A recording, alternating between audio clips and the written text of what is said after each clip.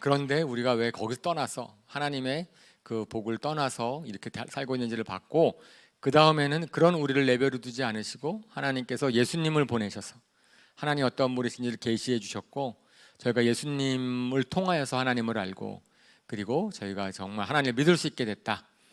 그렇게 그런 길을 열어주셨어요. 그 다음에는 예수님을 믿는 자에게는 임마누엘 하나님이신 성님이 알려주시고 성령님을 보내셨다. 그래서 지난주에는 성령님이 우리 안에 계시다. 성령님 우리 함께 하신다. 그것을 갖다 어떻게 알지요? 저희가 많은 걸 얘기를 했습니다.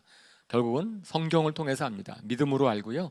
그 다음에는 실질적으로 그래서 신앙생활에 있어서 핵심은 성령님을 경험하는 거예요. 성령님을 통하여서 하나님을 우리가 일상생활 가운데서 만나는 거고, 그래서 우리 성품이 바뀌는 거고, 그 다음에는 하나님이 성령님을 통하여서 주시는 은사를 가지고선 주님에 동참하는 것이 신앙생활입니다.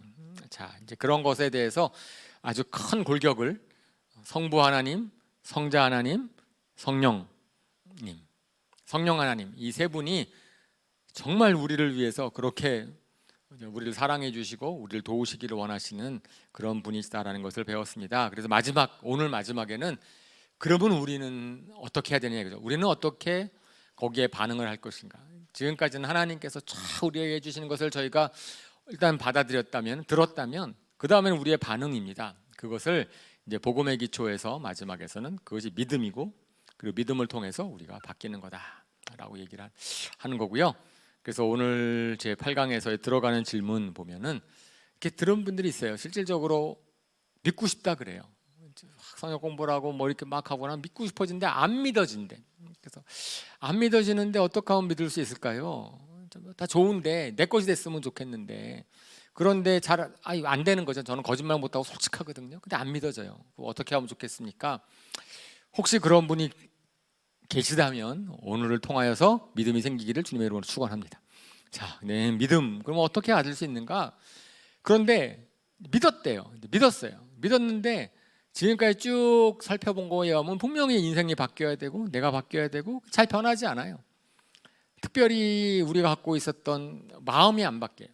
나 여전히 염려하고요. 미래에 대해서 염려하고 나 자신에 대해서 낮은 열등감도 갖고 자존감도 갖고 있고, 사실은 그렇지 않아야 되는데 거기에 시달립니다. 근데 변화됐으면 좋겠어요. 사실 믿었고 나서 변화되지 않는 것에 만족한다 그러면 이상한 거죠. 그러니까 그러면 어떻게 될까요? 그런 질문의 답을 오늘 저희가 찾아봤으면 좋겠고요. 그 다음에는 좀 신앙생활 하신 분들 같은 경우에는 자꾸만 전도하래요. 부담스러워요. 전도가 부담스러워. 어떻게 전도를 잘할까요? 도대체 막 이러는 것들에 대해서도 저희가 한꺼번에 다 오늘 말씀을 통해서, 오늘 복음의 기초를 통해서 전도라는 게 뭔가, 믿음이라는 게 뭔가, 어떻게 하면 변화되는가를 저희가 이제 생각해 보았으면 좋겠습니다. 그렇죠? 그래서 이제 첫 번째 내용은 믿음의 시작과 성장입니다. 사실은 복음은 어쩌면은요 너무 좋아서 믿기가 어려운 면이 있어요. 너무 믿기가 좋아요. 창조주 하나님이 계시다 그랬는데 그 천지를, 온 우주를 창조하신 광대한 하나님이 나에게 관심이 있으시대. 이걸 어떻게 믿어요? 나는 뭐 내가 어디 있는지, 나 같은 존재는 옆집 사람도 날 무시하는 판에, 옆집 사람 나를 무시하면 창조주 하나님이 나를 관심을 갖고 계시다라는 것 자체는 그 듣기는 좋은 말이지만 믿어질 수가 없는 거예요. 그래서 저걸 딱 믿기만 하면, 우리는 더 이상 다른 사람의 눈치 안 봐도 되거든요. 다른 사람이 나 어떻게 생각하든지 간에 저는 상관 하나도 없는 거예요. 하나님이 나에게 관심을 갖고 있는데 다른 사람이 나를 어떻게 생각하든지 간에 그게 무슨 나한테 대수인가, 이렇게 생각할 수 있으니까. 그래서 저거 참 믿기 어렵고, 그 다음에는 하나님이 실질적으로 나를 도우셔서 최선으로 인도해 하신다. 성경에는 그 약속이 많거든요. 하나님이 우리를 도우시는 분이시다. 제가 계속 성령님이 도우시고 예수님이 도우시고 막 그러신다고 하는데 여전히 나는 어렵거든요. 근데 오히려 우리는 가까운 세상에 다른 사람을 도움을 받기를 원하고, 돈의 도움을 받기를 원하고, 다른 거에 도움을 받기를 원하는 거예요. 하나님이 나를 도와주신다는 것에 대해서 믿음이 안 가. 그래서 자꾸 어렵습니다. 그런데 만약에 저걸 믿는다면 성경에 많이 약속이 있거든요. 특별히 오늘 저희가 매일 성경에서 딱 끝난 요셉의 얘기를 보면은, 제가 지난주 설교 때도 잠깐 말씀을 드렸지만은 이게 참 감사한 거죠. 그저 그 오랜 시간의 역경이 합력해서 다 선을 이루시는 것을 요셉이 딱 깨달은 거 아니에요? 야, 그러니까 형들을 용서하게 되고, 자기가 형들한테 배반당하고 팔리고 감옥에서 몇 년 꿇고 억울함에 남들 같아서 미쳐버렸을 것 같은 상황인데도 불구하고, 요셉에게는 하나님에 대한 어디서 생겼는지 모르지만은 그 믿음이 있었어요. 그래서 하나님한테 충성을 했더니 마지막에는 하나님이 싹 상황을 바꿔주시고 나니까 형들을 용서할 수 있잖아요. 그러면서 이것은 하나님이 하신 것입니다. 아니, 그 종으로 팔려가는 거 하나님이 하셨다고요? 거기서 보디발한테 종으로 역할을 한 것, 그 다음에 감옥에 갇혀서도 잊혀져 있었던 것들이 다 하나님이 하셨다고요? 근데 이 모든 것들을 합력하여 선을 이루시는 하나님에 대한 생각을 해보니까 이것은 하나님이 하신 것이다 라는 것을 갖다가 믿을 수 있었죠. 그렇다면 그런 것을 통해서 우리는 어떻게 할 수 있는 거예요? 만약에 하나님이 최선으로 인도하신다 그러면은 지금 이 상황이 내 눈에 보이기 안 좋고 그러하여도 우리는 인내할 수 있습니다. 결국은 하나님이 이것을 선언하게 바꾸실 수 있다. 그런 믿음을 갖고 있는 거지요. 그리고 하나님께서는 사랑이 무엇보다 소중한 가치이다.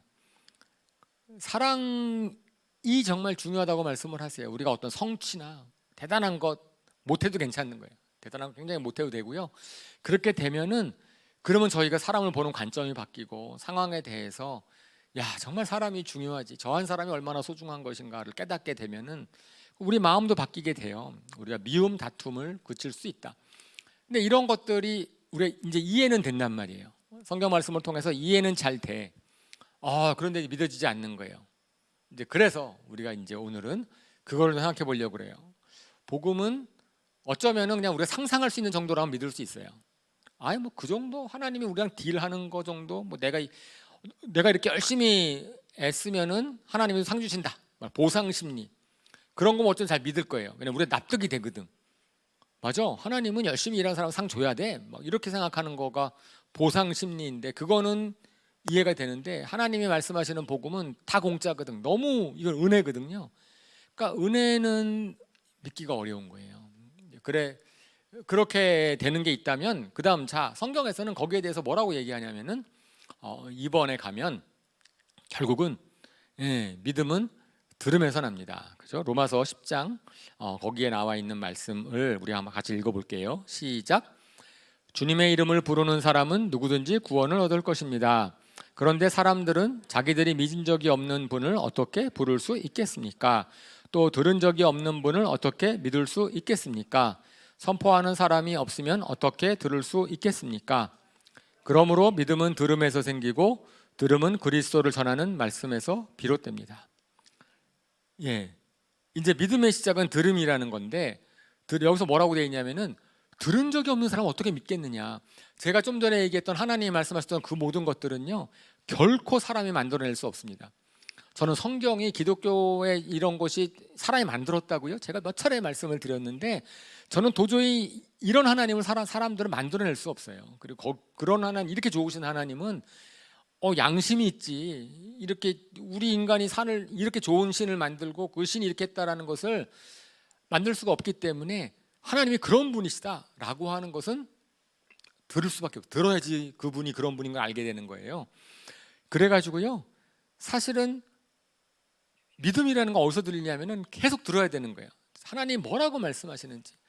저희가 어린아이들도 그렇고 누구도 그렇고요, 계속해서 말씀을 들으면 점점 우리 그런 거 있잖아요. 우리 이렇게 선입견이 있고 우리 무의식 속에 사실은 의심 같은 거 이런 게 있어요. 그러면은 근데 계속 익숙해지면은, 우리는 대부분인 경우에 익숙해지면은 거기에 대해서 마음이 열립니다. 이제 한 번 들었을 때는 무시하는 것도 한 2번 듣고 3번 듣고 그러면은 한 번 좀 생각해 볼 만한 여지가 생기고, 그래서 우리가 평균적으로 보면은 최소한 7번 정도는 들어야지 사람들이 복음에 대해서 관심을 보이기 시작한다. 이제 이렇게 하는 통계도 있거든요. 그래서 성경은 보면은 처음부터 끝까지 하나님이 계속 누구를 보내서 가르치셨어요. 성경은 사람들이 스스로 연구해서 고민해서 찾아서 얻을 수 있는 것은 아니다. 성경 말씀은 제가 두 번째 줄을 갖다가요, 원래는 성경 말씀은 절대로 혼자서 깨달을 수 없습니다라고 썼다가 절대로라는 말을 쓰면은 좀 거부감이 있을까 봐.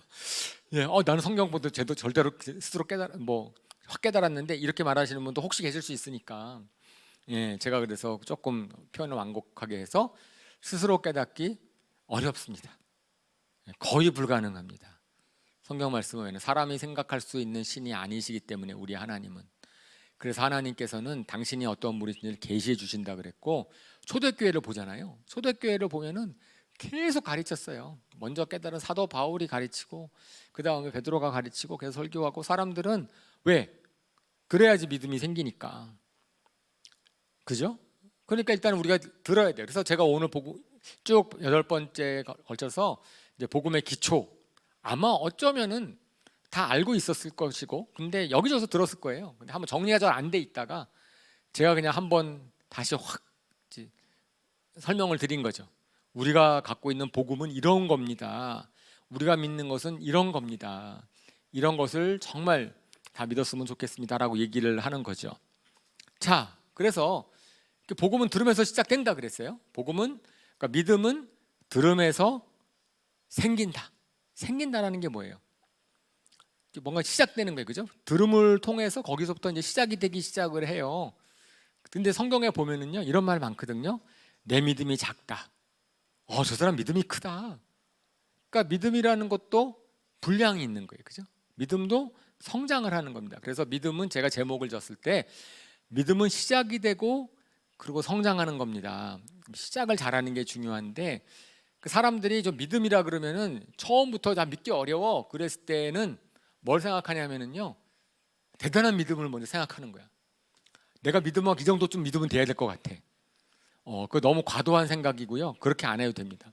믿음의 시작은, 내 시작은 미약하였으나 내 나중은 창대하리라. 이것을 가게 할 때 돈 벌으려고 하는 얘기가 아니고, 예, 그럼 여기에 대해서도 우리 마찬가지로 믿음도 그렇게 될 수 있다라고 생각을 합니다. 자, 믿음의 시작은 사실은 우리 입장에서는 선택이에요. 우리 개인의 입장에서는 하나님은 믿음을 강요하지 않습니다. 강제하지 않아요. 믿기 싫은데 하나님 때문에 억지로 난 믿게 됐어요. 난 정말 믿기 싫었어요. 근데 하나님이 날 믿게 했어요. 이런 사람이 한 명이라도 있으면 성경이 갈 곳을 잃어버립니다. 왜냐하면은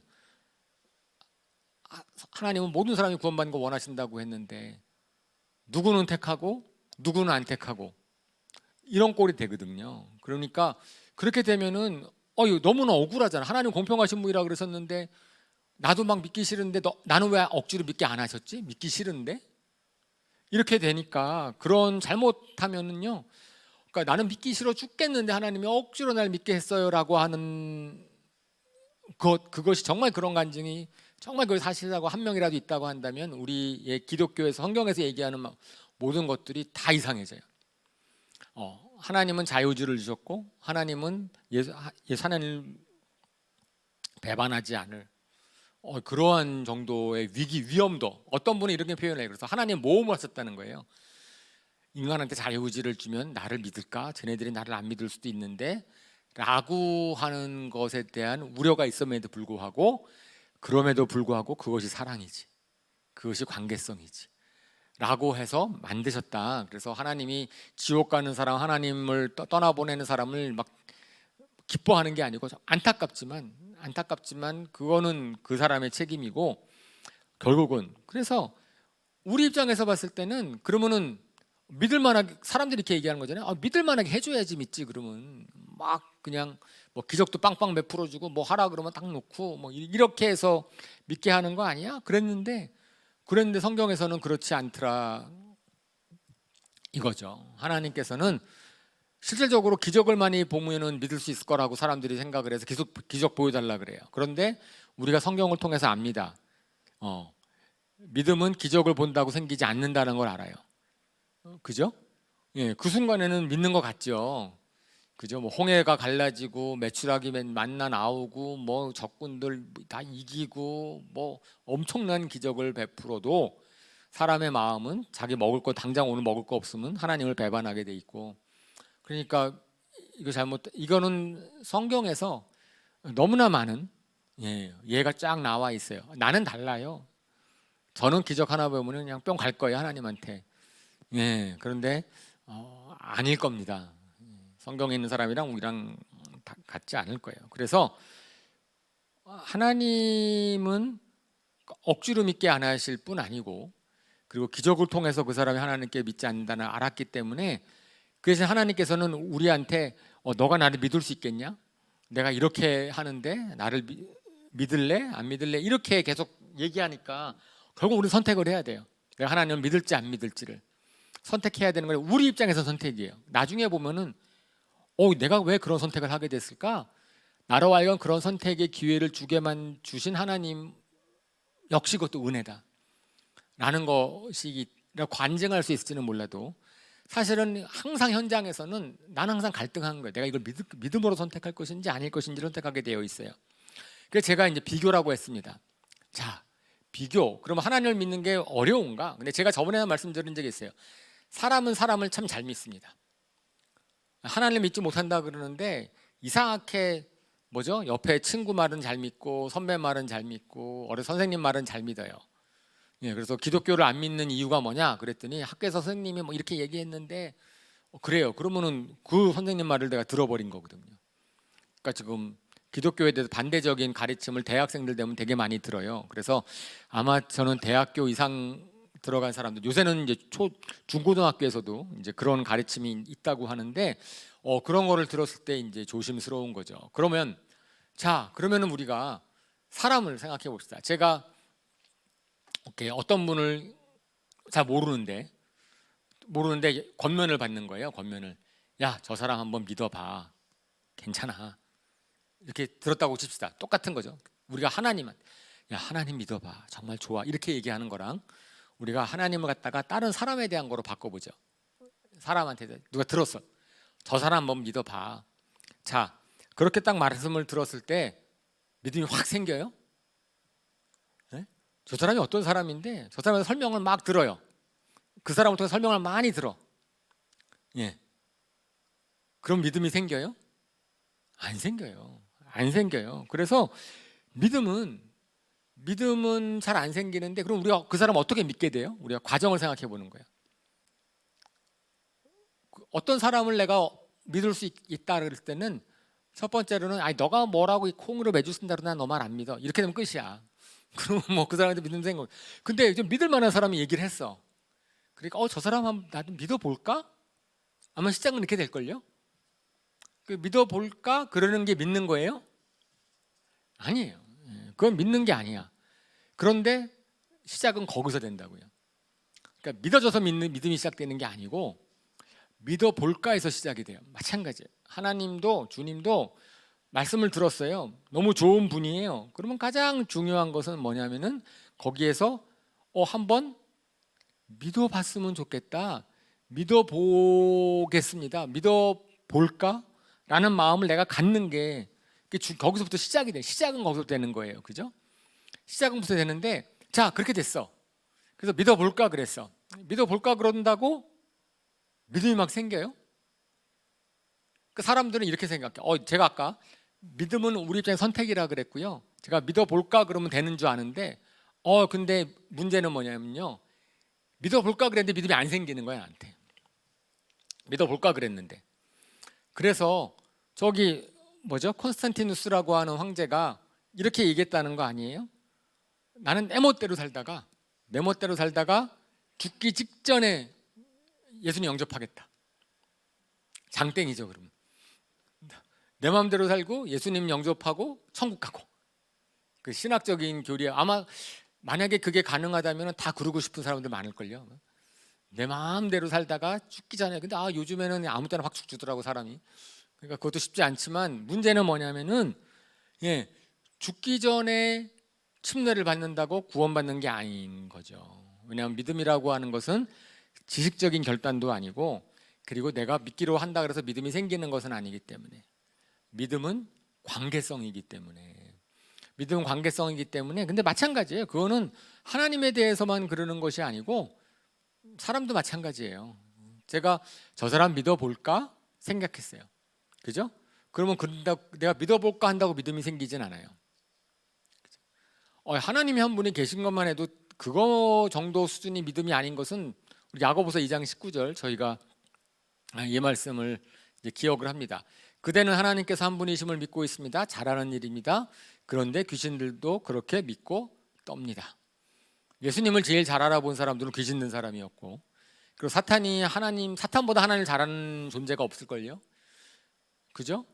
하나님을 잘 알기 때문에 이것은 내가 그분이 존재한다, 그분은 어떤 성품의 사람, 어떤 분이다, 그분은 이런 분이야, 이런 걸 갖다가 잘 안다 그래서 믿는 건 아니라는 거예요. 그걸 갖다가 저희는 그걸 갖다가 이렇게 표현합니다. 귀신 수준의 믿음이다. 귀신 수준의 믿음은 구원받지 못합니다. 성경에 의하면 분명히 그렇고요. 그러니까 뭐 하나님이 계시다는 것을 알고 그분이 이런 분이다라는 걸 내가 듣는다고 하여도 거기서 내가 그분에 대한 믿음이 생기진 않는다라는 거고요. 그래서 구원받는 믿음은 그런 믿음이 아니기 때문에 그렇습니다. 그러면 우리가 사람을 이제 그랬어요. 제가 믿어볼게 그랬으면은 그 다음부터는 어떻게 돼야 돼요? 그 다음부터는 내가 그 사람의 하는 말을 존중해야 돼. 그 사람이 뭐라고 하는 것을 갖다가 내가 좀 따라해 봐야 돼. 믿음이 생겨서 따라하는 게 아니에요. 믿음이 생겨서 따라하는 게 아니고 제가 그 사람을 믿고 싶어서. 근데 그 사람이 나한테 장사할 때는 이렇게 하는 게 좋아. 그러면 나는 내 상식 지식으로는 안 되는데 그래도 저 사람이 나보다 좀 장사를 잘하니까 저 사람은 나를 이용해 먹을 사람이 아니라 나를 도와줄 사람인가 봐. 그러면은 한번 그 사람 말을 듣고 해볼걸요. 그죠? 듣고 해봤는데 대박 났어. 그러면 어떻게 되는 거예요? 믿음이 생기는 거예요. 그 사람에 대해서. 그러니까 그 사람의 말을 듣고 따라하는 것이 믿음은 아니에요. 그때까지도 믿음은 아니지만 어쨌든지 간에 그래서 제가 예수님을 영접한다 그랬을 때 그 영접이 내가 믿음이 확 생겨서 영접하는 수준이 되면 좋겠는데 많은 경우에 어떤 사람은 은혜로 처음부터 믿음이 확 생길지 모르지만은 저는 제가 본 대부분의 사람들은 그렇지 않아요. 그냥 저는 믿어보고 싶습니다. 믿어보겠습니다. 그렇게 했을 때는 뭘 전제로 하는 거냐면은 그분이 말씀하시는 것을 제가 한번 따라 보겠습니다. 믿음이 있어서요? 아니요, 믿고 싶어서요. 그래서 하나님 자기 생각보다 하나님의 말씀이 맞다 그래요. 아까 제가 장사하는 비유를 들었지만 내 생각은 이런데 다른 사람이 다른 얘기를 해줬어. 그러면 내가 만약에 그분을 의심을 해서 내 생각을 갖다가 계속해서 주장을 하면은 결코 그분을 믿을 수 없어요. 그렇겠죠? 내가 저 사람이 한 말을 내가 뭐 들어봤어야지 믿음이 생기지. 내 기회를 안 주는 거야. 그분한테는 그냥 기회를 안 주는 거니까. 그래서 마찬가지로 하나님도 이렇게 좋은 분이고 약속한 게 많다고 한다면 일단은 믿음을 좀 부족하더라도 내가 한번 따라해 보겠습니다. 선택을 하는 겁니다. 그리고 하나님 앞에서 일종의 하나님을 한번 인정해 주는 거예요. 지금 인정해 줬다가 나중에 가짜로 판단 나면 버려도 괜찮아. 걱정하지 마세요. 제가 뭐 강제하는 것도 아니고 강요하는 것도 아니고 우리는 끝까지 자유로워요.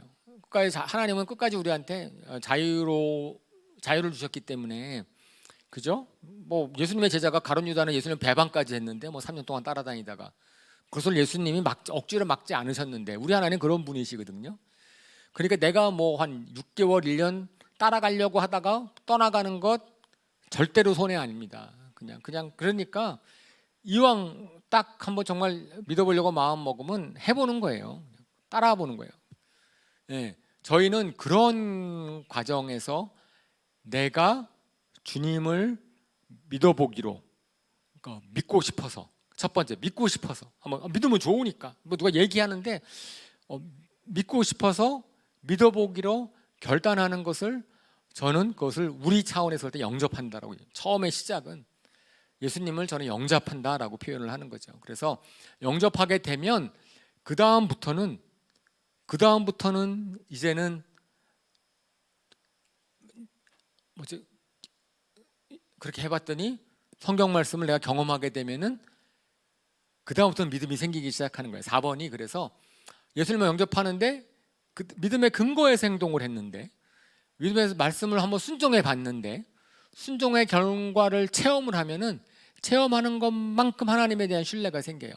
마찬가지로 어떤 사람에 대해서 아까 제가 얘기했지만 그 사람에 대해서 믿어보고 따라했어요. 그런데 좀 달라, 좋은 결과가 나. 그럼 우리가 그 사람을 그만큼 믿을 수 있어요. 그죠? 내가 체험한 것만 믿지 체험하지 않은 것을 믿을 수 있나요? 우리 보통 의심하는 사람들은 잘 못하거든요. 그러니까 하나님에 대해서는 하나님이 말씀하시는 것을 내가 받아들이고 그걸로 순종해서 경험하는 것만큼 믿음이 자라니까 믿음이 분량이 점점 커지는 거예요. 우리 성경에서 보면 예수님의 제자들이 그랬어요. 예수님의 제자들은 오병이어 이제 기적을 행하잖아요. 그죠? 그런 기적을 행했는데도 불구하고 무리를 걷는 예수님 보고 확 놀래버려요. 그러니까 예수님께서 야, 너 낮에 내가 뭘 한 거 너 기억도 못하냐? 근데 우리 사람들의 믿음은 그렇게 막 이렇게 뭐죠? 발전하지 않더라고 저절로. 믿음이 막 발전하면은요, 그분은 아마 믿음의 은사 있는 분들일 거예요. 내가 경험하지도 않았는데 믿음이 팍 생기고 쫙 나가고 그러면은 야, 저분은 참 믿음의 은사가 있다 이렇게 얘기할 줄 몰라요. 그런데 일반적으로 우리들은 그렇지 않거든요. 그러니까 심지어는 경험해 놓고 나서도 그걸 못 믿어가지고 오병이어를 체험하고 나서도 7병 이어 때문에 또 한번 당하고, 그죠? 우리 먹을 거 없는데 어떡하나 뭐 걱정하다가 예수님한테 너는 오병이어 7병이어 너 이런 것도 모르냐 이렇게 막 예수님이 말씀하신 적도 있죠. 그러니까 우리가 이런 표현을 하는 거죠. 선순종 후체험. 믿음은 결국은 순종입니다. 그래서 성령님의, 저희가 지금 예수님이 눈앞에 계시지 않기 때문에 저희가 가장 의지할 수 있는 하나님의 인도하심은 지난주에 말씀드린 성령님이 우리 안에 역사하시는 거라면 그 다음부터는 우리가 실질적으로 의지해 봐야 되는 거예요. 실질적으로 하나님한테 물어봐야 되는 거고, 하나님한테 어떻게 하실지 뭐 좋을지를 물어보면서 그러면 조금씩 자라나는 것만큼이죠. 자, 그래서 제가 노란색으로 쓴 거는요, 거기 노란색으로 제가 적은 거를 보면은 하나님을 믿기로 선택하면은 하나님은 우리가 어떤 분이신지를 알려주시는데 이러한 과정을 거치지 않고 못 믿겠다, 나는 믿어지지 않아요, 못 믿겠어요. 그런 것은 뭐냐면은 안 믿겠다라고 하는 거랑 다를 바가 없습니다. 내가 어떤 사람도 아무리 제가 옆에서 저 사람 믿어봐 그래도요, 제가 저 사람을 믿어보려고 노력하지 않는 이상 저 사람은 절대로 믿어지지 않아요. 가만히 쳐다본다고, 관상을 쫙 본다고 믿음이 생길까? 그 사람이 무슨 말했고 어디서 다른 사람한테 뭐 얘기했고 한 걸 갖다 듣는다고 믿음이 생길까요? 아니요. 나의 믿음은 저 사람에 대한 신뢰는 나와 저 사람과의 관계성 속에서 나와요. 내가 저 사람에 대해서 실질적으로 경험한 게 하나도 없잖아요. 그러면 믿음이 안 생깁니다. 그거는 그냥 단순한 거, 안 생기는 거예요, 그냥. 그죠? 그렇기 때문에 실질적으로 못 믿겠다 그렇게 생각하지 마시고, 내가 한번 혹시 나는 안 믿으려고 하는 기회를 하나님께 드려보지 않은 건 아닌가? 내가 한번, 그러니까 사람들이 그런 것만 오해 안 하시면 됩니다. 믿음이 들었다가 확 낮게 짜가지고선 빠져나가지도 못해. 난 절대로 이제 한번 믿기 결단한 순간부터는 올가매가지고선 내 자유도 뺏어버리고 믿어야만 돼, 이런 거 아니거든요. 세뇌당하는 거 아니거든요. 그러니까 마음 편하게 믿기로 선택할 수 있어요. 나는 아무 때나 안 믿어지면 그만둘 거야. 뭐 그렇게 하셔도 됩니다. 제가 막 얘기하는 거예요. 막 싸구려 복음이 아니고요. 실질적으로 그만큼 자신 있는 거예요. 정말 그 사람이, 저는 정말 그렇게 해봤으면 좋겠어요. 하나님을 믿으면 좋다. 그러면 믿기로 하면 결단하고 한번 순종해봤으면 좋겠어요. 그러면 하나님이 역사하시면은 우리 자신들에게 믿음이 생길 수밖에 없습니다. 그럼 나중에 보면은요, 그래서 정말 감사한 거예요. 나한테 믿음이 생겼네. 하나님이 나 믿음이 생겼네. 그러면 너무 감사한 거예요. 왜냐하면 제가 뭘 알아요? 저는 억지로 믿음을 가질 수 있는 사람이 아니고 저는 의심 많은 사람이거든요. 계속해서 그러는 사람인데 나중에 보니까 거기도 믿음이 생겼어. 그러면 그 믿음은 내가 만들어낸 믿음이 아닌 거예요. 내가 만들어낸 믿음이 아니고 나중엔 그래서 우리가 그것도 믿음조차도 은혜입니다. 믿음조차도 하나님이 나한테 주시는 것 같습니다라고 우리가 나중에 간증을 하게 되죠. 그죠? 근데 그것을 나는 믿음도록 은혜도 안 주시네 하나님께서, 그렇게 생각하시면 안 됩니다. 그리고요, 문제는 5번이죠. 사실은 불신의 결과는 우리가 책임지라 그러는 거예요. 처음부터 선택이었기 때문에 선택하지 않은 것에 대해서는, 성경은 믿지 않는 사람들은 지옥에 간답니다. 이것이 좀 기분 나빠하시는 안 믿는 분들께서 기분 나빠하실지도 모르겠는데 하나님께서는 그렇게 말씀을 하시는 거예요. 지옥. 근데 그 지옥은 왜 그러냐면은 하나님을 믿지, 하나님을 거부한 사람들이 모인 곳이다. 지옥은. 그죠? 그 이상 지옥 같은 세상, 막 이렇게 지옥 같은 곳이야, 막 이렇게 얘기하는 것은 그냥 안 좋은 곳이 왕창 있는데, 하나님을 거부한 사람들, 하나님을 무시하는 사람들은요, 서로 이런 거잖아요. 자기의 유익을 위해서 남을 갖다가 해하기를 꺼려하지 않는 사람이기 때문에 항상 긴장 속에 살아야 되고 막 이러는 곳이죠. 그런데 저는 그곳이 어떤 곳인지 몰라요. 저는 사실은 지옥을 안 가봤거든요. 가기도 싫고. 이제 그런데 거기에 보니까 너무 나쁜 곳이라고 해서 뭐 유황불 막 그냥 막 이렇게 막 얘기를 하잖아요. 그리고 막 이제 죽으려고 해도 죽을 수도 없고 이런 곳. 지옥은 상상 이상의 최악의 곳. 우리가 생각할 수 있는 어떠한 것보다 최악의 곳이라고 얘기하는데 그것은 우리를 겁주려고 하는 것이 아니다. 겁주려고 하는 것이 아니고 정말 우리로 하여금 선택을 잘하도록, 구원을 하도록. 우리가 죽음 얘기했을 때 인간한테 왜 죽음을 주셨는가? 죽지 않으면, 육신이 죽지 않으면 사람들은 하나님을 찾을 수가 찾으려고 생각도 안 할 테니까. 그러니까 우리 자신은 약한 존재이고 우리 자신이 연약한 존재인 것을 우리로 하여금 깨닫게, 자극을 주는 거죠. 깨닫게 해주려고. 야, 너 선택해야 돼. 너가 이 평생 언젠가는 너가 선택해야 돼. 너가 주님을 믿을지 안 믿을지, 하나님에 대해서. 그러니까 저는 정말 복음 자체로만 따져보면은 실제로 이해가 안 간다니까요. 그렇게 이렇게 좋은 거 나 같으면 공짜랬는데, 그냥 우리 공짜 좋아하잖아요. 그냥 공짜 좋아, 하나 받잖아. 그러면 이거 받으면 좋잖아. 공짜인데 뭐. 공짜라는데. 그렇죠? 그리고 한번 해보는 거죠. 그런데 이게 그렇게 쉽지 않은 이유는 성경에서는 해석이 딱 그거잖아요. 뭐죠? 사탄이, 미혹하는 영이 하나님과 사람과의 관계를 갈라놓아서 사람이 완전히 속고 있다. 속고 있다라는 그 미혹의 영 때문에 이렇게 좋은 복음을 뭐 돈 내고 받는 복음도 아니고, 그죠? 우리가 좋아서 가야 되는 복음인데 이런 거 정리를 하면은 그렇습니다. 그래서 저는 이제 만약에 믿음을 믿고 싶은데 잘 믿어지지 않아요. 저는 그것은 너무나 자연스러운 거고요. 맞아요, 믿어지지 않습니다. 너무 좋기도 하고 우리가 뭐 논리적으로 설명이 안 되는 거예요. 논리적으로 설명이 되는 것을 믿음이라고 안 하고요. 논리적으로 설명이 안 되니까 믿음이 필요한 거예요. 하나님을 믿는 것은 논리적으로 설명이 되면은 그거는 이론이고 지식입니다. 그걸 우리 믿음이라는 표현 안 써요. 그죠? 저는 근해 공식을 안 믿습니다. 근해 공식을 알아요, 그냥. 그거는 우리가 정한 것이, 거기 절대로 믿음이라는 표현을 안 쓰거든요. 그죠? 그런 것처럼 특히 근데 인격적인 존재에서는 우리가 그러한 논리적으로 설명이 안 돼요. 그래서 저 사람이 왜 그렇게 생각을 하고 저분은 왜 저렇게 행동을 하고, 사실은 그런 관계성은 그 사람과 사람과 관계성도 이어주는 게 믿음이거든요. 신뢰가 깨져버리면 그러면은 다른 거로 설명이 잘 안 돼요. 신뢰라고 하는 것은 다시 말하면은 똑같은 거예요. 어떻게 해요? 나의 처음의 시작은 선택이에요. 저 사람을 한번 믿어보자. 저 사람은 이렇게 했으니 믿어보자. 그러면은 그쪽에서 계속 생각을 해보는 거예요. 저 사람은 왜 이렇게 행동을 했지? 뭐 했지? 이렇게 되면은요. 그러면은 달라져요. 상황을 보는 시각이 달라질 수 있거든요. 그런 것처럼 시작하자는 거죠. 하나님도 우리가 믿을 때는 믿기로 할 때는 나쁜 것 얘기하지 않으시니까 믿어보자. 그러면은 순종도 그래서 믿어져서 순종하는 게 아니에요. 그렇게 나중에 순종 그렇게 되면 좋겠죠. 믿어지지 않아도 순종을 해보는 거예요. 그래야지 믿음이 생겨요. 그러면 나중에는 저절로 순종하게 됩니다. 하지 말라 그래도 순종하게 돼요.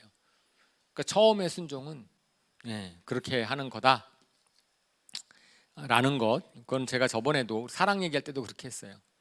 저 사람 미워 죽겠는데 기도하래. 그러면 절대로 그 사람을 위해서 기도할 마음 안 생기는데 순종하는 거예요. 기도해봐요. 그런데 내 마음이 바뀌어. 체험을 해요. 그 다음부터는요, 내켜서 순종합니다. 또 다음에 원수진 사람 생기잖아요. 그러면은 화내고 막 그러기 전에 기도합니다. 처음에는 내키지 않았는데 순종했는데 두 번째는 믿음이 생겼기 때문에 순종합니다. 그 과정이 우리의 믿음을 자라게 하는 건데 영역이 커지는 거죠. 자, 이제 그 다음에는 이제는 우리가 딱 예수님을 믿기 시작한 다음부터는 그 다음에 우리가 중요하게 생각할 게 있어요. 믿음은 끝나는 게 아니에요. 믿음은 나 구원받았으니까 천국 가니까 됐어, 이렇게 생각하는 게 아니고 그 다음부터는 우리가 변화돼야 돼요. 만약에 예수님을 믿기 시작했는데 그대로 있다, 그러면 이건 복음이 뭐지? 이렇게 되는 거죠. 실질적으로 우리가 분명히 예수님 믿었을 때 내가 답답했던 문제 아니면 내가 해결받고 싶었던 거 뭐가 있을 거예요. 그래서 변화를 받고 싶은데 그럴 때 어떻게 변화를 받을까? 그죠? 믿음이 시작이 된 것으로 끝나는 게 아니라 성장하는 과정 중에서 중요한 것은 실질적으로 내가 믿음을 가진 다음에 바뀌는 거고요. 그래서 제 책의 제목이 인생을 바꿔주는 것 그랬는데, 인생을 바꿔주는 것이 뭐 외부 환경에 바뀌어지는 것이 아닌 것은 제가 지난번에 말씀을 드렸습니다. 첫 번째로 그래서 당연히 변화를 받을 것은 제가 믿음도 마찬가지고 이것도 마찬가지고 저 마음 가운데 원함이 있어야 돼요. 변화 받고 싶다. 내가 믿어보고 싶다. 하나님 인격적인 분이시기 때문에 억지로 안 하시거든요. 그래서 마태복음 5장 3절에 팔복 시리즈에 제일 처음 나오는 게 뭐래요? 예수님께서 말씀하셨죠? 한번 읽어볼까요? 시작. 마음이 가난한 사람은 복이 있다. 하늘나라가 그들의 것이다. 아멘. 예, 마음이 가난한 사람이 복이 있다. 하늘나라가 그들의 것이다. 천국에 간다는 얘기인가요? 하늘나라가 그들의 것이다. 예, 죽으면 천국 간다. 뭐 그렇게 하는 것은 협의로 표현한 거죠.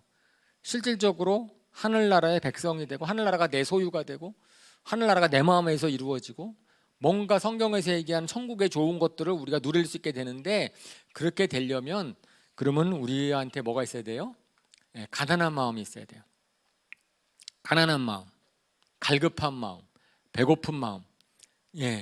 그것은 어떤 거가 있어요? 나에 대한 불만, 삶에 대한 불만, 뭐에 대한 불만. 뭐 그런 거 나쁘지 않죠. 그런 마음이 우리로 하여금 복음으로 이끌게 만드는 거니까. 나의 연약함, 뭐든지 간에. 그래서 저는 어쩌면은 너무 인생이 잘 풀려서 마음이 가난해지지 않는 게 결코 복은 아닐 것이다. 하나님에 대한 도움의 필요를 느끼지 못하니까. 그래서 내가 좀 부족한 점이 뭐고 허전함을 느끼고 있든지 도움을 느끼고, 저는 생각해 봤어요. 저는 돌이켜 봤을 때 너무 감사한 게 제가 가난할 처지가 아니거든요. 그러니까 제가 유학 가서 예수님을 이제 다시 영접했는데 중립 때 다니기 시작했지만 어려움이 없었어요. 뭐 공부를 따라가기 어려운 것도 아니었고 재정적으로 어렵지 않았습니다. 제가 나라에서 주는 장학금을 받고 유학을 가서 그냥 뭐 먹고 사는 거 문제 없었고요. 그리고 뭐 공부 따라가는데 문제 없었고, 그냥 하나도 외형적으로 봤을 때는 갈급한 게 하나도 없는 사람인데, 감사하게 제 마음 가운데 갈급함이 있었어요. 어떻게 사는 게 잘 사는 것인지, 삶의 목적이 뭔지에 대해서 제가 갈급했어요. 알고 싶었어요. 저는 그게 생각해보면 너무 감사한 거예요. 그냥 남들처럼 뭐 하겠다고 취업하고 돈 많이 벌고 막 이런 생각을 제가 갖고 있었다면은, 그러면 예수님 믿기 참 어려웠을 거예요. 저 같은 사람은. 그런데 그 당시에 어쨌든지 간에 저한테 있어서 내 삶의 목적이 뭐지, 뭐 어떻게 사는 게 잘하는 것인지에 대한 갈급함이 생겼습니다. 그렇죠? 그게 너무나 감사한 거예요. 삶의 문제의식, 무엇이든지 간에 사람마다 실질적인 필요가 있을 수 있지만 저 같은 사람들도 그렇게 이제 하나님이 갈급할 수 있는 여건을 만들어, 저는 그게 이제 은혜가 되는 거죠. 이제 문제의식 없으면 이게 참 내가 변화되지 않아요. 그러니까 우리는 문제의식이 있어야, 어려운 상황이 생겨야 그 다음에는 우리가 스스로 변화돼야 되겠거든요. 뭔가 바뀌었으면 좋겠다는 생각이 있는 거죠. 그렇잖아요. 아무리 갈비가 맛있어도 배부르면 보기 싫지 않아요? 너무 배가 부르면 그냥 냄새 맡아도 막 피하고 싶지 않아요? 막 그냥 배가 왕청 부른데 갈비 냄새가 좋다 그러면은 먹방에 나가셔야 됩니다. 일반 사람들은 그거 잘 안 되더라고요. 저도 먹는 거 되게 좋아하는데 막 나중에 막 너무 배가 부르면은 냄새만 맡아도 막 그냥 피하고 싶은, 그렇거든요. 하나님의 말씀이 아무리 좋아도 인생에 문제의식 없으면은요 귀찮아요. 피하고 싶어. 뭐 난 괜찮은데 왜? 그래, 갈급한 마음이 중요하죠. 변화도 뭔가 내가 바뀌었으면 좋겠다는 구석이 있어야 돼요. 상황이 바뀌든 내가 바뀌든. 근데 사실은 사람은 상황이 바뀌길 원해서 왔는데, 근데 문제는 우리의 마음을 바꿔주신다 그랬어요. 그건 지난주에 제가 설명을 많이 드렸죠. 그랬습니다. 그렇게 됐을 때 문제가 생겼어요. 그러면 문제가 생겼을 때 딱 2번 이제 성경을 딱 보면은요, 나는 문제가 다른 데 있는 줄 알았어. 다른 데 있는 줄 알았는데 문제가 바로 나한테 있다는 것을 우리가 깨닫게 됩니다. 죄인이라는 것을 성경에서 말하게 돼 있어요. 죄인. 로마서 3장 23절에 한번 읽어볼까요? 시작. 모든 사람이 죄를 범하였습니다. 그래서 사람은 하나님의 영광에 못 미치는 처지에 놓여 있습니다. 성경의 진단은 누구의 죄든지 간에, 그것이 나의 죄든지 다른 사람의 죄든지 뭐든지 간에 죄가 축복을 받지 못하게 만드는 장애물이다. 죄가 모든 인생 문제의 근원이다 라는 거를 얘기를 합니다. 우리가 그걸 갖다가 직면해야지 바뀌기 시작하는 거예요. 결국은 이것은 나는 괜찮은데 다른 게 다 문제야, 이렇게 생각해서는 변화가 안 일어나요. 나는 괜찮은데 나는 어쩔 수 없는데 다른 건 다 괜찮아, 이렇게 되는 게 아니고, 우리가 인정해야 될 게 뭐가 있냐면요, 다른 사람이 잘못됐어. 맞아요. 잘못됐고요. 상황에 문제가 있어요. 그런데 또 뭐가 잘못됐어요? 나도 잘못됐어요. 나도 잘못됐다는 거를 인정하기 난 다음부터 이제는 우리 생각하는 게 바뀌는데, 사람들은 죄인이라고 누가 지적을 하면 되게 거북해요. 싫어해요. 왜요? 나는 열심히 잘 살라고 애를 썼는데, 그 노력이 인정받지 못하는 것에 대한 억울함? 그죠? 잘 살려고 애를 쓰는 거랑 잘 사는 거가 다르고요. 의롭게 살려고 애를 쓰는 거랑 의로운 거랑 다릅니다. 그래요. 그죠? 공부를 열심히 한 거랑 공부를 잘하는 거랑 다르고. 이거는 어쩔 수 없는 거예요. 그냥 우리가 의롭게 살려고 애를 썼다 그래서 우리가 의인이 되지 않는다는 겁니다. 상황은 그래. 우리가 그렇게 돼 있는데, 우리가 그런 것들을 우리 왜 그러냐면은, 우리는 항상 그 억울함이 다른 사람과의 비교해서 나오는 거거든요. 다른 사람과 비교해 가지고선 나는 저 사람보다 난데 저 사람이 왜 나를 비난해, 뭔가 이렇게 자기를 지키려고 하는 마음. 그러니까 우리가 이제 1강, 2강에서 배운 것처럼, 2강이 아니라 3강에서 배운 것처럼, 어쨌든지 간에 우리 마음 가운데 있는 죄책, 자존감이랑 안정감, 그것은 하나님을 떠난 다음에 생긴 건데, 예수님을 믿어도 우리는 여전히 옛사람의 속성이 있어서 자존감과 안정감에 대한 갈망이 있어서 내가 그걸 다 지키려고 막 하는 거예요. 그러다 보니까 하나님이 말씀하시는 것에 대해서 거부감을 느끼는 거야. 아니, 저는 다른 사람이 너 죄인이야 이렇게 얘기하는 거 보면은, 당신은 잘났어? 난 너보다 나아, 이렇게 얘기할 수 있지만, 하나님이 너 죄인이잖아. 그럴 때는 거기에 대해서 맞아요, 이렇게 인정하는 게 필요한 거죠. 왜냐하면은 이번에 우리가 알거든요. 이게 말씀이 필요한 건데, 하나님이 우리를 죄인이라고 하는 것은, 제가 그것은 저번에 말씀을 드렸습니다. 정죄하기 위한 것이 아니다. 세상에서는 죄인이라고 말하면 너 죄이니까 꼼짝 마. 세상은 무서워요. 세상은 무서워요. 20년, 30년 전에 죄 하나 졌다고요? 지금 국회의원도 못하고 장관도 못해요. 내 지금 다 회개하고 잘 살려고 애쓴다니까요. 아무리 그래도요. 당신 20년, 30년 전에 그거 했잖아. 논문 표절했잖아. 위장 전입했잖아. 뭐 했잖아. 막 대놓잖아요. 그러면 사람들은 덩달아서 저 사람 위선자네, 저 사람 말도 안 되네 막 이렇게 하기 시작하면 못 견뎌요. 그렇잖아요. 근데 우리가 그런 세상에 살고 있기 때문에 죄에 대해서는 극도의 거부감. 왜냐하면 죄를 통해서 내가 비난받을 수 있다라는 것에 대한, 나를 지키기 위해서는 내가 죄를 끝까지 부정해야 돼. 그죠? 그러고선 변명해야 돼. 나만 그래요? 다 그런데? 나만 교통신호 안 지켰어요? 다른 사람 다 교통신호 안 지켰는데? 그러한 심정으로 얘기를 하는데, 사실은 세상에서 하도 그렇게 사는 거지만 예수님이 하나님이 말씀하셨을 때는, 죄인이라고 얘기하는 것은 어떻게 하기 위한 거라고요? 용서하기 위해서, 죄책감으로부터 벗어나기 위해서. 우리 부모님이 자녀를 키워본 알 겁니다. 부모님이 자녀의 잘못을 알았어요. 자녀는 잘못을 숨기려고 그래요. 그죠? 부모님 눈을 살살 피하고 아니면 도망가고 끝까지 안 하려고 그러고, 너 잘못했잖아 그러면 끝까지 잘못했어요 안 그러려고 그래요. 그냥 어떻게든지 간에. 그죠? 그럼 부모님의 마음이 어떨까요? 너무 안타까운 거야. 왜? 잘못했다고 얘기하는 순간에 용서할 준비가 다 돼 있는데, 잘못했다 그러면은 그거 갖고선 좋은 부모님이요. 안 그런 부모님이 있을 수도 있는데 제가 장담 못해요. 그래서 그거는 인간은 죄인이라, 어떤 부모님은 그거 갖고서 막 혼내려고 막 그럴 수도 모르겠는데, 좀 좋은 부모님, 이상적인 부모님, 우리 하나님은 안 그러시거든요. 그러니까 이거 얘기하려고 하는 것은 왜 그러는 거예요? 용서해 주려고. 잘못을 계속 눈 감아주면 더 나쁘게 될까 봐, 나쁘게 될 것을 염려해 가지고선 그래서 용서해 주는 거죠. 그러니까 천국과 지옥에 갈 사람을 구분하는 근거는 죄를 얼마나 지었는지가 아니다. 이것이 이제 사람들로 하여금 많이 질문하게 만드는 거예요.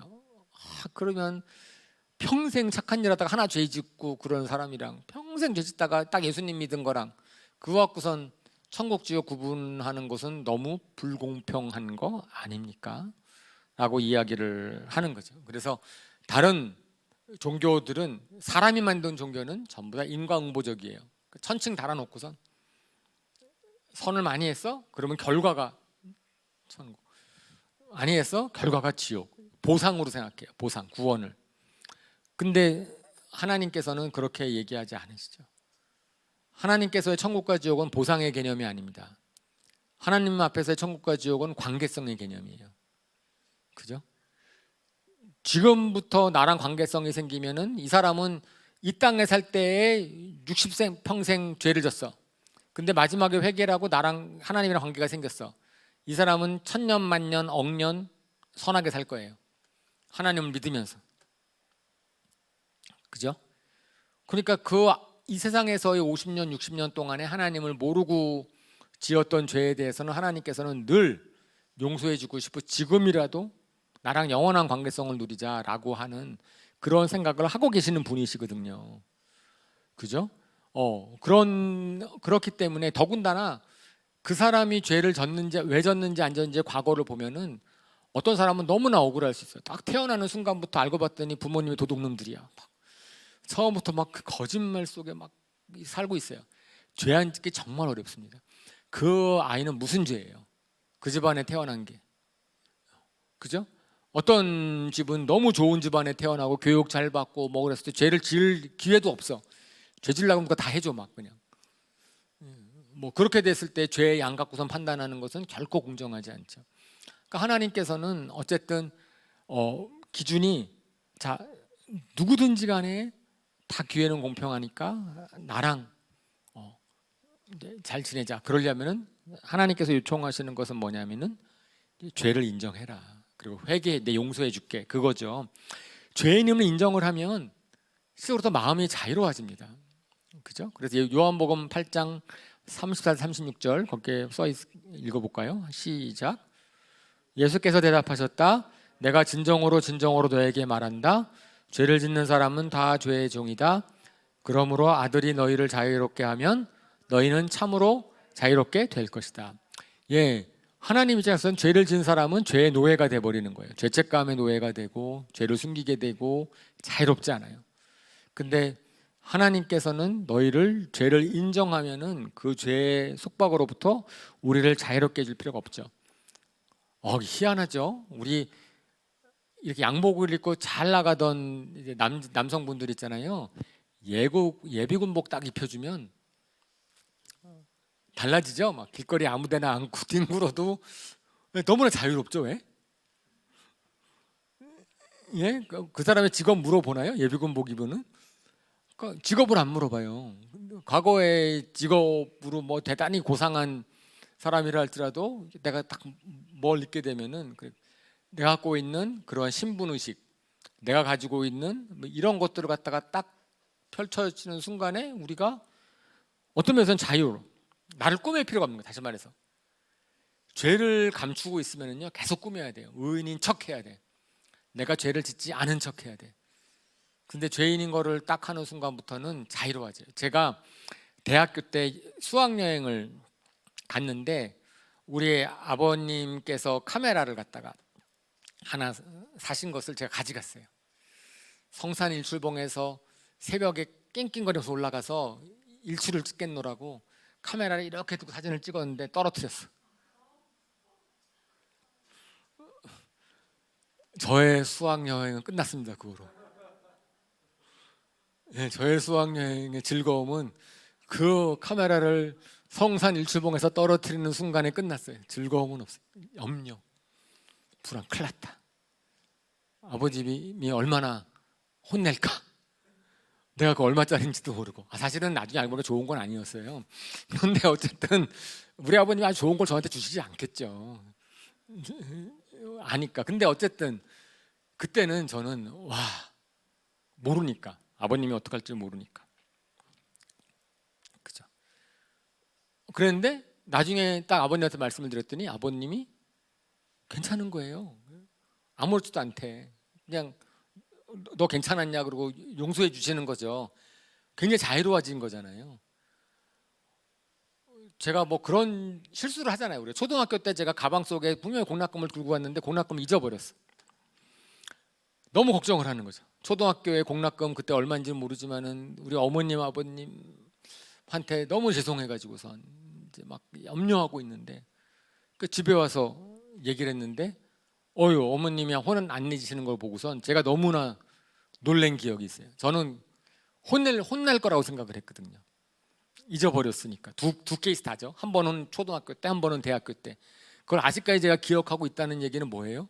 그 충격이 저한테 컸었다. 그게 만약에 저한테 사소했으면은 제가 그 기억이나 했겠어요. 그런데 지금 우리 55평생에 아직 그 두 사건은 그 죄책감, 제가 잘못한, 그러니까 뭔가 의도했던 의도하지 않았던지 간에 그런데 괜찮은 거고요. 심지어는 제가 한국 유학 갔다 와서 한국에 돌아와서부터도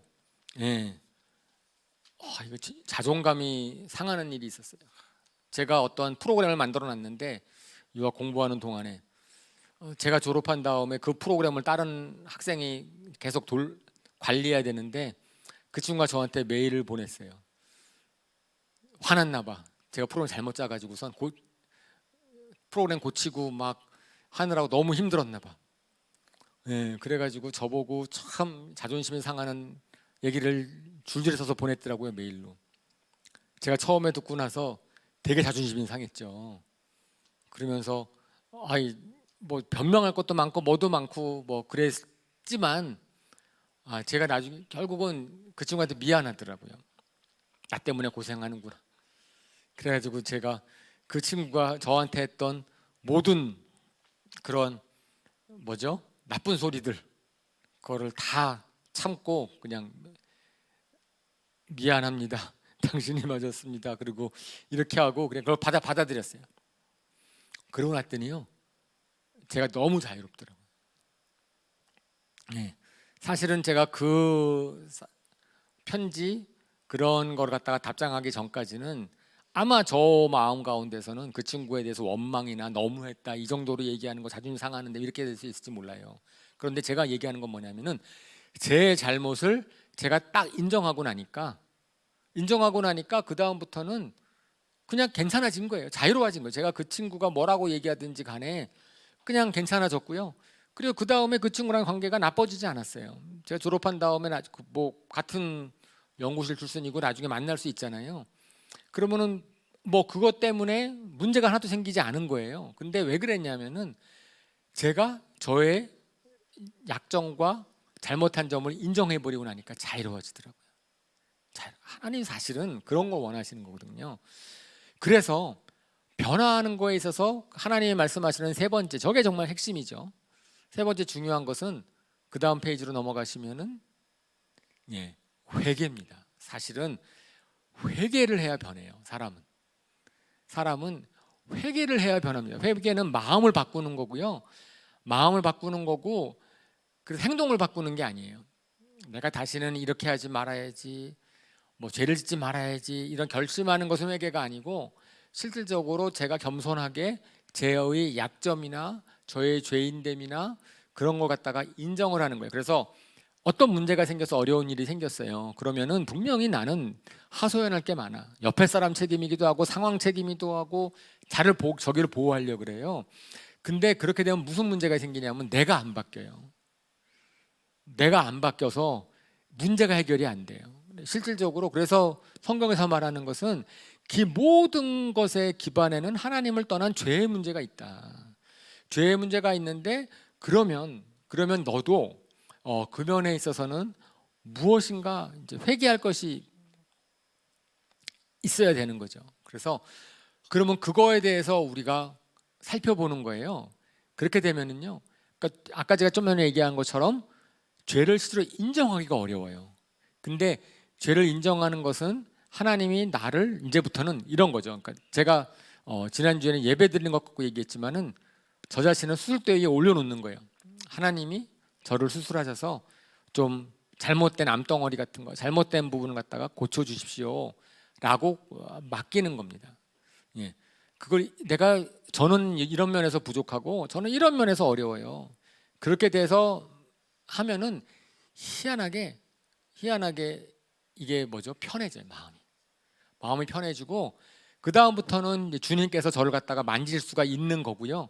그래서 마음을 바꾸는 거예요. 마음을 바꿔서 이제는 제 약점 인정합니다. 저의 부족한 점 인정합니다. 그러면은 주님께서 고쳐 주십시오. 사람들이 좀 걱정하는 것은 뭐냐면은 이렇게 제가 밑에 질문한 것처럼 용서를 받았는데 또 죄를 지으면 어떡하죠? 용서를 받았는데 또 내가 죄를 용서했어요. 이거 다 이런 약점이 있어요. 그죠? 제가 욕정에 약해요. 제가 돈에 약하고 자존심 있는데 그거 약합니다.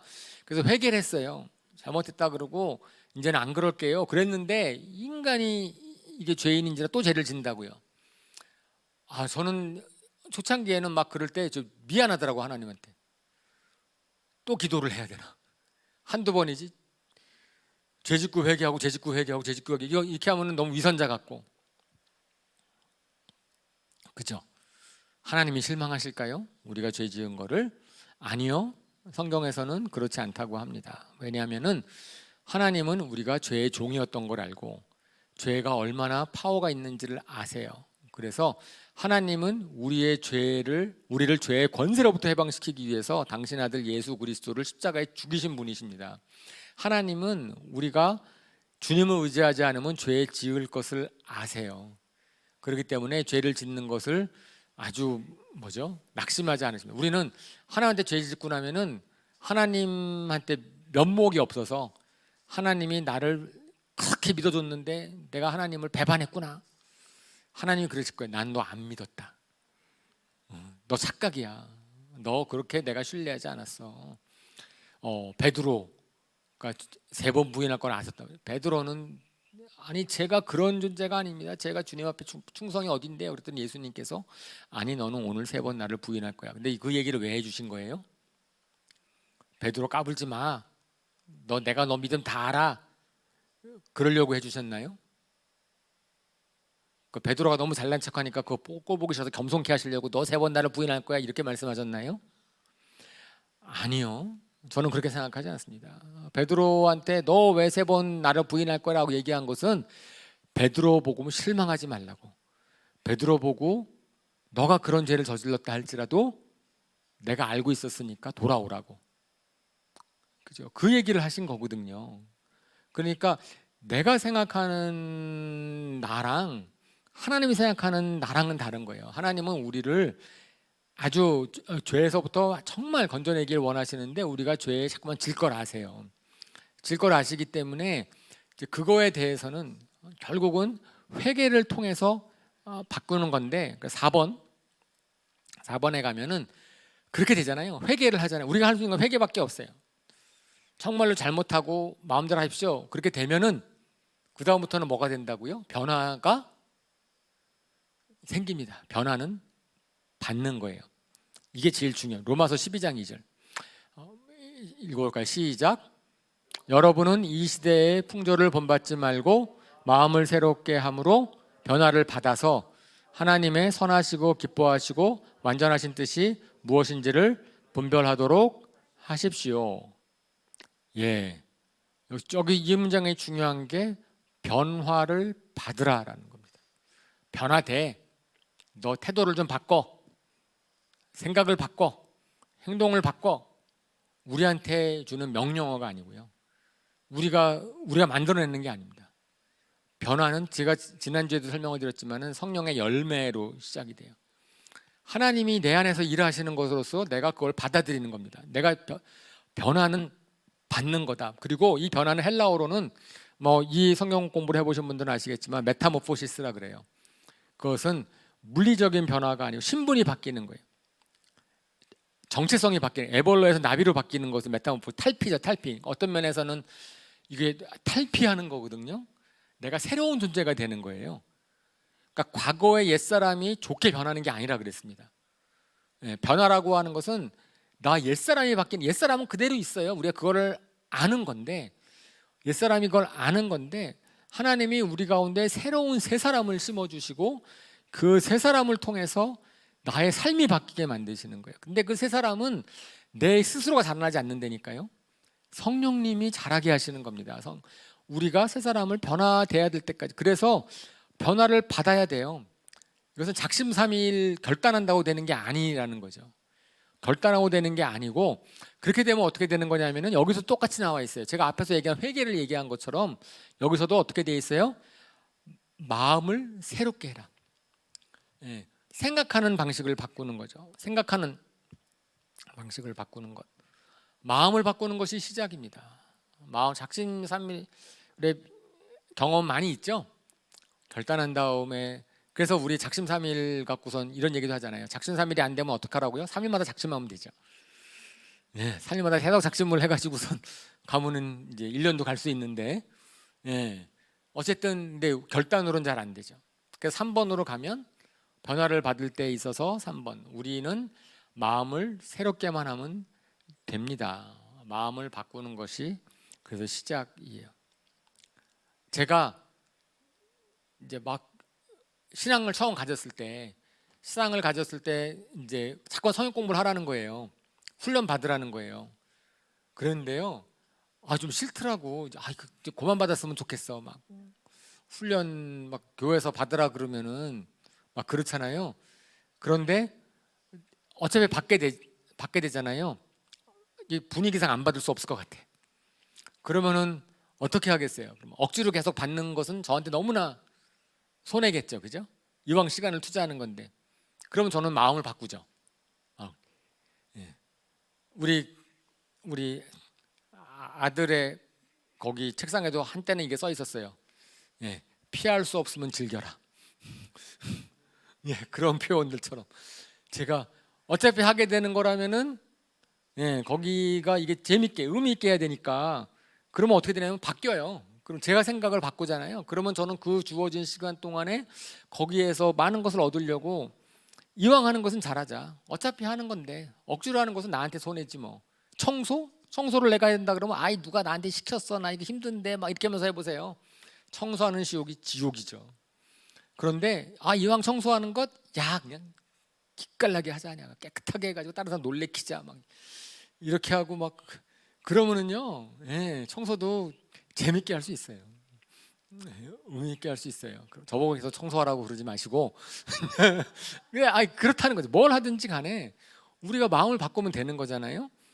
그랬을 때 사실은 예, 변화는 받는 거기 때문에 성령님이 우리를 바꾸시는 것을 우리가 받아들이는 거거든요. 그러니까 이게 율법적인 거랑 너무 다른 거예요. 저는 그래서 계속 강조하는 게, 여러분 성경을 보실 때 나를 뭘 해야 되고 하지 말아야 되고 이거 나보고 뭘 하라는 거야, 그렇게 보지 마세요.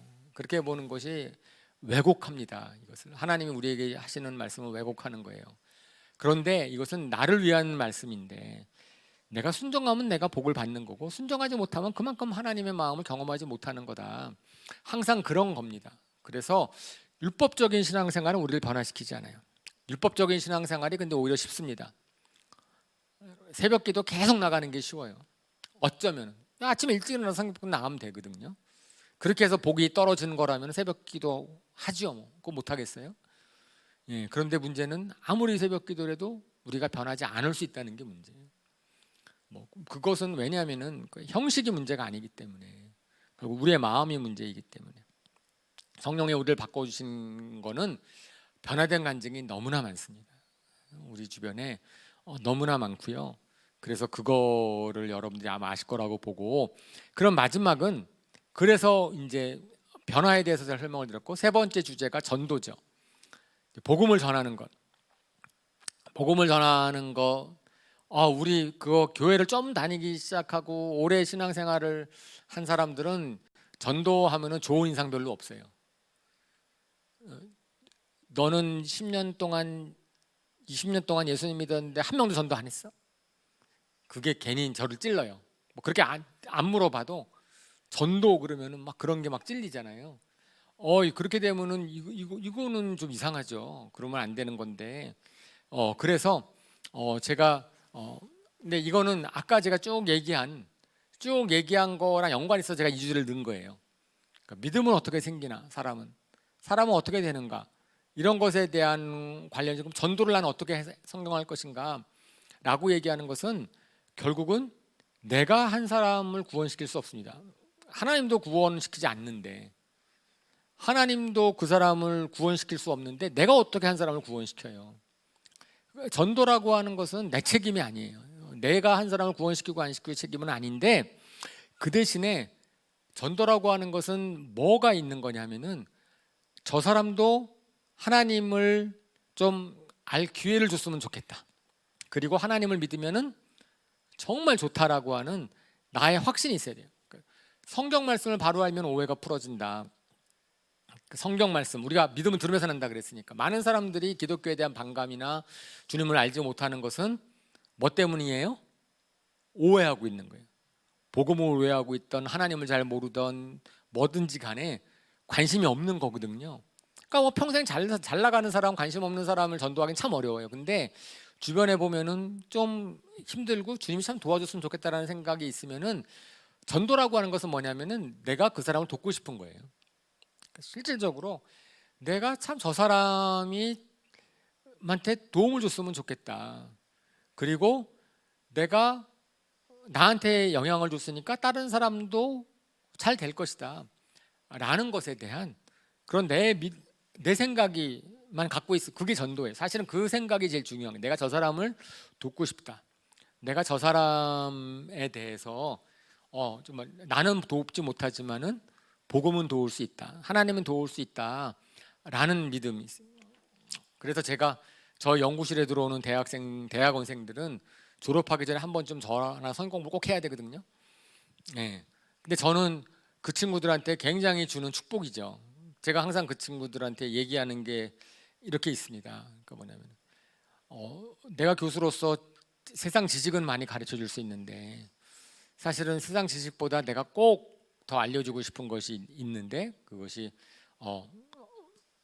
성경에 있는 가르침이고 내가 믿는 하나님에 대한 내용이니까 나랑 성경 공부를 몇 번만 해보자. 잠깐 내 얘기를 들려줄게. 그렇게 얘기를 시작을 합니다. 그래서 강요하거나 부담 주지 않고요. 저는 아무 때나 그만둘 수 있고, 나랑 성경 공부 안 한다 그래서 제가 절대 불이익 안 주고, 그 다음에 아무 질문이나 할 수 있고, 그냥 나는 근데 꼭 들려주고 싶다. 너를 위해서.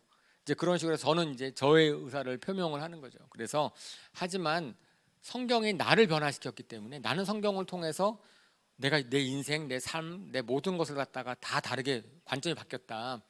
라는 것으로 하는 거 성경으로 초청을 해요. 저는 제가 얘기하지 못하고, 그러니까 성경에서도 도대체 뭐라고 얘기하는지 보자. 왜? 믿음은 어디서 나기 때문에? 들음에서 나기 때문에. 들음에서 나기 때문에 제가 그 사람을 갖다 한 번 말고 지나가다가 한 번 말고 말 사람이라면은 제가 복음을 사형리를 통해서 핵심을 확 하겠지만, 대부분의 전도는 우리 관계성 전도는 그렇지 않거든요. 그러니까 성경을 한번 꼭 읽어봤으면 좋겠다. 성경을 한번 들어보면 좋겠다. 그래서 성경 말씀으로 초대를 합니다. 그 초대는 별로 부담이 안 가요. 그죠? 성경을 한번 어떻게 다른 좋은 말씀을 한번 들려주든지 성경을 읽어보든지 어떻게 성경을 하도록 해요. 그러면은 사실은 뭘 발견하냐면은 기독교에 대한 오해는 성경의 내용보다는 주변의 기독교인들에 대한 모습 때문에 선입견을 갖거든요. 그죠? 그러니까 그것에 대해서는 우리가 이제 인정을 해야죠. 우리가 굳이 기독교인들 잘못하는 것 같다가 부정할 필요 없잖아요. 그러니까 그 사람들의 마음도 이해를 해주고, 그러면서도 이제 그래도 한 번은 복음을 너가 들어보는 게 좋겠다라고 해서 성경에서 내가 배운 것들을 간증을 하고 잠깐 얘기를 합니다. 그런데 초점은 뭐냐면은 내 말을 듣고선 복음을 저 사람이 믿을 거라고는 결코 생각하지 않아요. 그러지도 않고, 아까 제가 믿음이라는 걸 얘기했으니까. 하지만 하나님의 말씀을 한번 같이 들어보도록 내가 그 자리를 초청하는 것을 저희가 하는 거죠.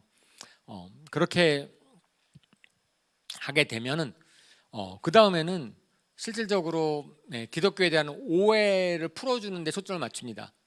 기독교에 대한 오해, 그러니까 비난, 이런 거 잘못된 것들을 갖다가 제가 다 들어주는 거예요. 들어주면서 그런 것은 이제 성경에서 말하는 거랑은 좀 다르다. 성경에서는 이렇게 얘기하고 있으니까 이제 그런 것들에 대해서 쭉 얘기를 하죠. 그러면 이제 그런 것이 우리가 이제 복음의 기초에서 배운 것들이 도움이 되시겠죠. 그 정도로. 그러니까 이런 모든 것들은 그분을, 그러니까 침례 요한과 똑같은 거예요. 침례 요한은 뭐라 그랬냐면은 침례 요한이 예수님이 오실 길을 예비한다 그랬는데 어떻게 해요? 골짜기는 메우고 언덕은 깎고 굽은 그는 곧게 펴고 주님 오실 길을 예비한다 그랬습니다. 그거는 뭐랑 비유하냐면 우리 마음이랑 비유할 수 있어요. 어떤 사람들의 마음 가운데서는 높아진 언덕이 있고 낮아진 골짜기가 있고, 그 다음에 복음을 들을 때 방해되는 요소들이 많아요. 그러면 저는 할 수 있는 것은 뭐냐면은 그분이 성경을 읽기 전에, 성경을 공부하기 전에 정지 작업을 하는 겁니다. 성경을 읽기 전에 이제 얘기를 통해서 침례 요한이 했던 것처럼 이렇게 골짜기 같은 거 좀 메우려고 하고 언덕 좀 깎으려고 하고 장님을 좀 이렇게 꺼리끼려고 하고, 그 다음에는 이제는 결국은 성경 말씀 복음을 이제 듣도록 하는 거죠. 그러면은 세 번째, 복음에 대해서 긍정적인 마음을 갖고 있는 사람도 믿음을 꺼려하는 이유들을 이제 접하게 돼요. 복음을 전하다 보면은. 그러면 잘 살 자신이 없다. 이제 그렇게 얘기를 하면은, 그죠? 자기는 이제 크리스찬들 많이 욕해봤단 말이에요. 욕해봤는데 자기가 크리스찬이 되는 것은 꺼리는 거예요. 자기가 욕을 안 했으면 모르겠는데 욕을 많이 했거든. 그러면 자기가 크리스찬이 되면은 그거에 대한 미안한 것도 있지만 자기도 그렇게 살아야 돼. 죄를 짓고 살 자신이 없어. 그죠? 자신이 손가락질하는 사람은 달라야 되는데, 이런 생각이 있을 수 있어요. 그럴 때는 저희가 오늘 얘기한 것처럼 뭐냐면은 억지로 바꾸는 거 아니다. 그죠? 억지로 바꾸는 건 아니니까 죄 어쩔 수 없이 짓고 습관 못 바꿔도 되고 이런 것들은 정말 중요한 게 아닌 거죠. 복음에 대해서는. 또 변화에 대한 두려움, 자유를 누리지 못하고 억압받을 것에 대한 변화를 수용할 만큼에 대한 확신이 없고, 이러는 것은 저희가 복음에 대해서 쭉 배운 것처럼 또 설명을 해주고, 그죠? 근데 실질적으로 이러한 정말 하나님께서는 우리 자신을 다 아신다 이런 것으로 하고, 세 번째로 뭐 갈급함이 없는 경우, 문제의식을 느끼지 않는, 그러니까 삶이 편할 때 오히려 이스라엘 백성이 우상을 섬겼던 것처럼 어떻게 갈급함을 가질 수 있을까? 그거는 제가 도와줄 수가 없더라고요. 복음을 전도할 때 갈급함은 저는 발견하는 것을 도와줄 수는 있어도 그 사람이 그거하고 갈급함을 느끼는 것은 저희가 할 수 있는 것이 아니기 때문에, 그래서 갈급한 사람을 제가 찾는 게 필요한 거고요. 하지만 이제 초점은 뭐냐 하면은 믿음이라는 것 자체가 어떻게 갖게 됐는지를 가만히 보면, 우리가 처음에 시작했던 것처럼 한번 믿어보고 싶다, 한번 믿어볼까, 이런 과정을 통해서 그냥 우리가 이해를 하는 거예요. 그러면은 저 사람이 잘 안 바뀌고 저 사람이 믿음을 갖지 못하는 것을 갖다가 우리가 기다려줄 수 있어요. 그리고 뭐 어떤 것이 도운지를 모르겠는데 우리가 그것만 빼면 돼요. 내가 저 사람을 전도해야 된다, 내가 말을 잘해서, 아니면 내가 뭐 해서, 아니요, 그렇게 생각하지 마시고 뭐냐면은 하나님의 말씀이 그 사람 가운데서 역사하셔서 그 사람이 바뀔 수 있을 것이기 때문에 우리는 어떻게만 하면 돼요? 하나님의 말씀을 들려주면 돼. 그래서 복음을 전하는 아름다운 발은요, 복음을 전해주는 발이에요.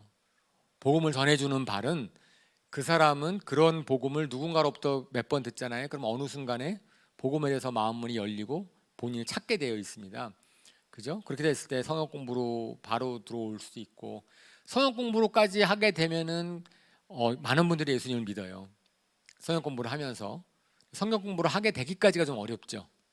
그럼 그 과정 가운데서 성역 공부할 수 있는 기회도 만들고 권면도 하고, 뭐 내가 못하면은 뭐 교회에 있는 다른 뭐 셀 리더나 아니면 다른 분들한테 부탁도 하고 거기 참여도 하고, 어떤 식으로든지 간에 그렇게 하는 거고요. 그러면 그 과정 가운데서도 우리가 그분한테 있어서 그분이 갖고 있는 기독교에 대한 오해, 복음에 대한 오해가 뭔지를 이제 저는 풀어드리고자 싶어서 제가 복음의 기초를 쭉 한 겁니다. 그래서 1강부터 7강까지 했던 것들이 여러분들한테 도움이 됐으면 좋겠고, 근데 무엇보다도 다시 맨 처음으로 돌아와서 전도는 뭐라고요? 제가 그분을 도와주고 싶은데 저는 도와주지 못하니까 하나님이 도우시도록. 사실은 그게 그 마음이 전도입니다. 그렇게 하면은요, 우리가 정말로 그 사람한테, 그 친구한테, 그분한테 꼭 복음을 한번 들려주고 싶은 그 마음이 전달되면 돼요. 실질적으로 정말 내가 그렇게 하고 싶다. 근데 우리가 억지로 안 되는 거니까 이제 시간이 많이 가서 정리하는 질문을 제가 마지막으로 하겠습니다. 제가 믿음은 시작하고 성장하는 것이라고 했어요. 그래서 저는 잘 모르죠. 여러분들이 어느 수준의 믿음을 갖고 있는지. 저 지난 25년 돌이켜 보면, 이제는 35년이네. 30년 25년보다 좀 더 갔죠. 한 30년 돌이켜 보면은 계속 바뀌어요. 더 잘하고 있다는 걸 느껴져요. 그래서 제가 그 믿음을 어떻게 갖게 됐는가 보면은 정말 굉장히 천천히 자랐어요. 확 자라지 않았더라고요.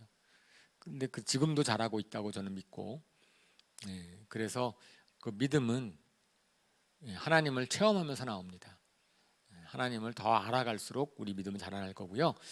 그 믿음을 예수님 믿고 변화된 부분이 있습니까? 그게 우리의 간증거리예요. 예수님 믿고 계속 변화돼서 우리의 변화는 예수님을 닮아갈 때까지입니다. 내가 복음을 전하고 싶은 사람이 있습니까? 어떻게 시작하면 좋을까요? 그러면은 일단은 뭐 어떻게 시작할까요? 아까 얘기한 것처럼 그분과의 관계 가운데서 그분을 위하고자 하는 마음, 돕고 싶어하는 마음이 생길 수 있도록 관계가 트여야 되겠죠. 그리고 우리의 마음이 전달돼야 될 거고, 그 다음에 우리의 간증이 복음을 들어볼 수 있도록 그 사람을 이끌면 좋을 것 같습니다.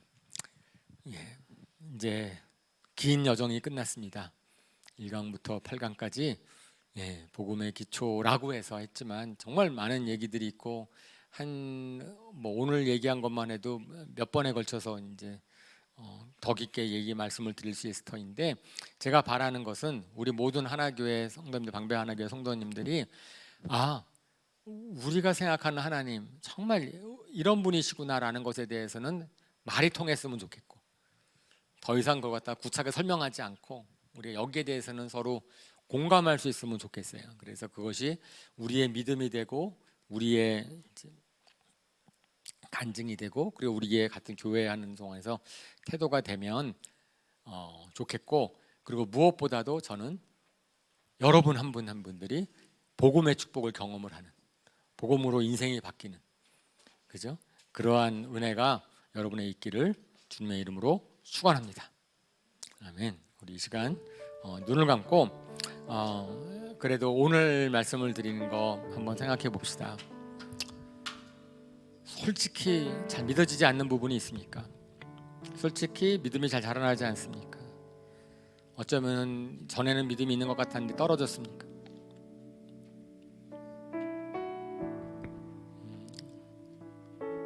오늘 우리 주신 말씀이 정말 그런 데 있어서 여러분들에게 도움이 됐으면 좋겠습니다. 믿음은 자라나는 거고, 믿음은 하나님과의 관계성 속에서 나오는 신뢰 비롯됩니다. 근데 우리의 마음이 중요하죠. 그리고 변화도 마찬가지고, 저는 이런 모든 것들이 우리의 간증이 됐으면 좋겠습니다. 지식이 아니라 간증이 됐으면 좋겠어요. 정말 그렇게 되기를 원합니다. 자, 우리가 그런 마음을 가지고 우리 찬양하겠습니다. 예수로 나의 구주 삼고.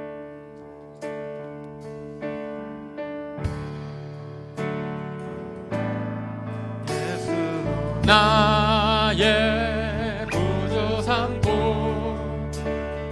성령과 피로써 거듭나니 이 세상에서 내 영혼이 하늘의 영광 누리도다. 이것을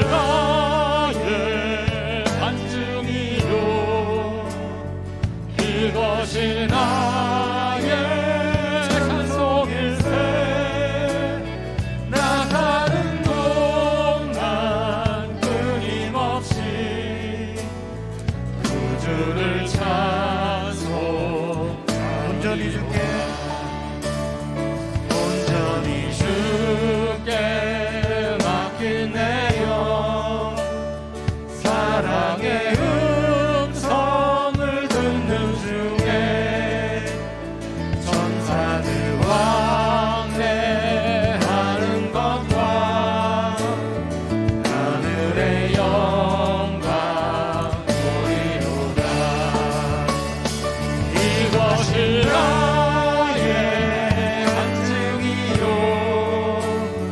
이것이 나의